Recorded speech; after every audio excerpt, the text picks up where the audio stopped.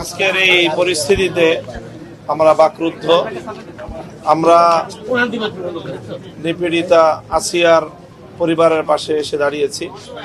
তার মা বারবার মূর্ছা যাচ্ছে এবং হুঁশ ফেরার পরে একই কথা তার মায়ের মুখে উচ্চারিত হচ্ছে যে অপরাধীদের দ্রুত সময়ের বিচার যেন হয়।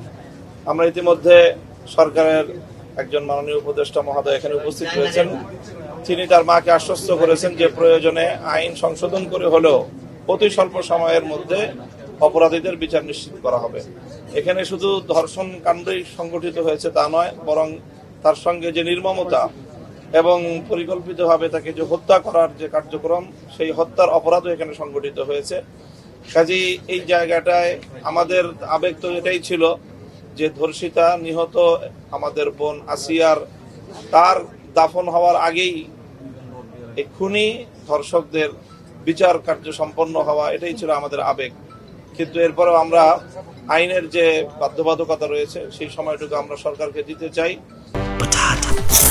বাছাই করা আলু আর স্পাইসি সিজনিং এ প্রাণ পোটাটা চিপস নাকি বিস্কিট খেয়ে বুঝে নাও। এবং সরকারের পক্ষ থেকে ইতিমধ্যে যে আশ্বস্ত করা হয়েছে, প্রতিশ্রুতি দেওয়া হয়েছে যে আইন সংশোধন করে হলেও অতি দ্রুত সময়ের মধ্যে দৃষ্টান্তমূলক একটি বিচারের মাধ্যমে গোটা বাংলাদেশকে এই মেসেজ দেওয়া হবে যেন আগামী দিনে আর কোন অপরাধী এই ধরনের অপরাধ করার দুঃসাহস না দেখায় এবং আর কোন আসিয়াকে যেন আমাদের হারাতে না হয়।